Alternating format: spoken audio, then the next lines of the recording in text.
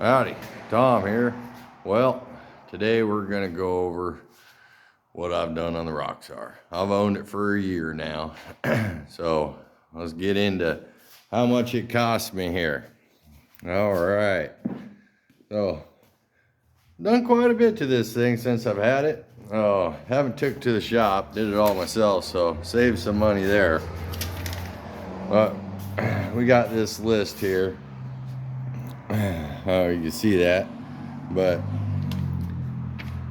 it adds up to $33,240, and I think I missed a few things because I didn't mark the hubs on there or the lights. I'm sure I forgot a few things, but oh well. So we'll go over all this here. So we'll start out with the Roxor. It cost me, let's see, $21,500. So wasn't too bad, I suppose. So, and then we got the wheels and tires here. They were $1,800. Oh, and the front and rear locker, they were $2,400. They're $1,100 a piece, and then $100 for the switch and $100 for the cable. So curve that down there. You got that locker back there. Oh, and the top, it's $700. So I bought the one top for $100 and something, the other one for $500. This is a $100 and something top here. This little bikini top. So that's a $500 top. Oh, just took that off today. It's like almost 90 degrees out. It's done with the main top. Oh, and then heater. It costs $500, but it works pretty good. I got a Jigs 5,000 or 40,000 BTU heater. Probably can't see it. We'll give you leak sheets right up in there. Got the heater. Ran tube around. Tube comes out by the frosters, and then the rest blows down the ground. It don't work too bad, so it takes a little while for the Roxor to warm up, but once she's warmed up, she's going. So winch, I put a little baby winch on here. Everyone looks at it and laughs at it and everything. It's 5,000 pound. It was the new winch that Apex or Harbor Freight or whatever just made, and I wanted to try it. You know, this thing only weighs 3,000 pounds, so I figured, what the heck? It works good. I went, 4,000 or 5,000 pound trucks right out. My truck right out. Yeah, haven't had an issue at all with it. So, but someday I might move it to the rear and put 12,000 pound up front, just so I can winch even harder. But we'll see what happens with that. So, all right, what's next on the list here? We got the axles. Oh, take a look down here. You can see those orange balls in those. So now those are the RCV axles. Those would be almost pretty much unbreakable and everything. So should be good to go there. Hopefully money well spent. So I don't want to be breaking stuff. $300 on the bumper. Except for, let's see, the RCVs and skid plates, few things. I bought everything on Amazon. So this is a bumper for a Jeep with the tire carrier. And I went ahead and I already had a high lift, painted it up, bolted it on there. Seems to work good. Oh, I got a little recovery thing here, a little ratchet. I don't know, I was pointing that camera there, but you might have seen it. All right, moving on. So shocks, they're like $400, just over $100 a piece. The Bilsteins, like 1, 2, 1, 5, I don't know what they are, but it's supposed to be the good ones. So there they are in there. They seem to work pretty good. So time will tell. I've only drove it around the block since I put the shocks and lockers and all the different stuff on it. So, but I've been busy. I'll tell you all what's going on here in a minute. So, all right, air. So we had to put onboard air, even though I ain't got air lockers. You get out in the woods, you air your tires down, you want to air them back up. So we got a Val Air system in here Perfect little hole for air compressor. You can see the line comes up through, and I pop the hood. My little air chuck's right there. Good to go. Works great. All right, skid plates. So ordered those through Diesel Freaks. Oh, swing you under here. Take a look, huh? Protecting everything. I don't know. They should work. I haven't took it out, so we'll see. Probably won't be much paint left on them when I do. Rear seat. I got that off eBay. Got it like $50 cheaper on Amazon. So rear seat here folds up and out of the way. A little clip back here. So you know, you get out in the woods, you get yourself deer. Hell, you got to fold your seat up out of the way. So I had to get the one that folded up. It was a few bucks more. Well worth the money. All right. Wheel spacers. Those are like $100. Even though I got pretty offset wheels, I still needed 1.5 inch wheel spacers for when I flex really hard so I didn't rub. So, you know, if your wheels are more inset, a lot of guys are running the 2-inch wheel spacers on these, but I didn't need that. Mine are offset enough.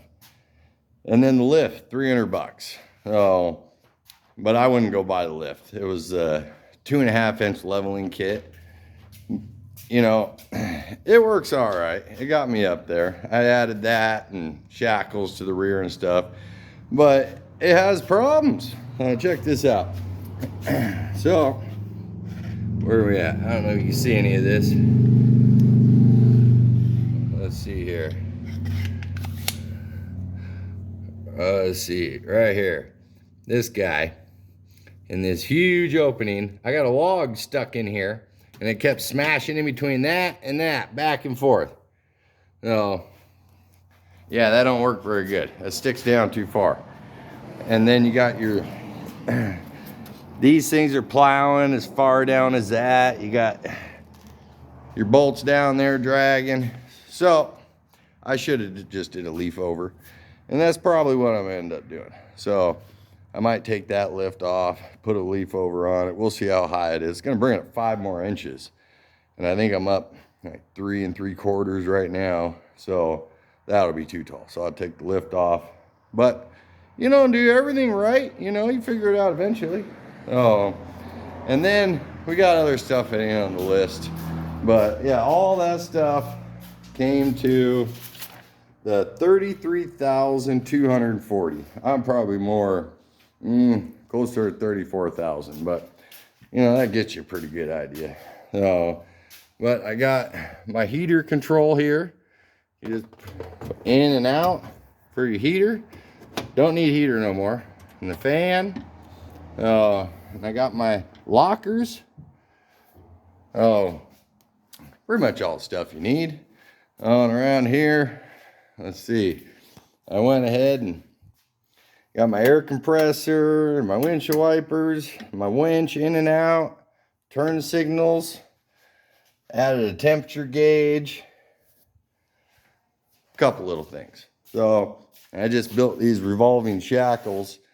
So I set it up to where I get 2 inches of up travel, and I get like 8 or 10 inches of down travel. So I wasn't getting enough down travel. So I built these, add in a couple more inches, and mounted rubber up in there, and I can adjust it up and down with the lift with that. Oh, and then I put some Simo springs in the back. So let's see here. You might be able to see these blue things up here. So there's a tiny bit of gap there. They're not quite touching, but at 2 inches compressed is 1,000 pounds of force, and that stops me from bottoming out my shocks. So they say it ain't good for it, so I set it up to where it don't happen. But added some fire extinguishers.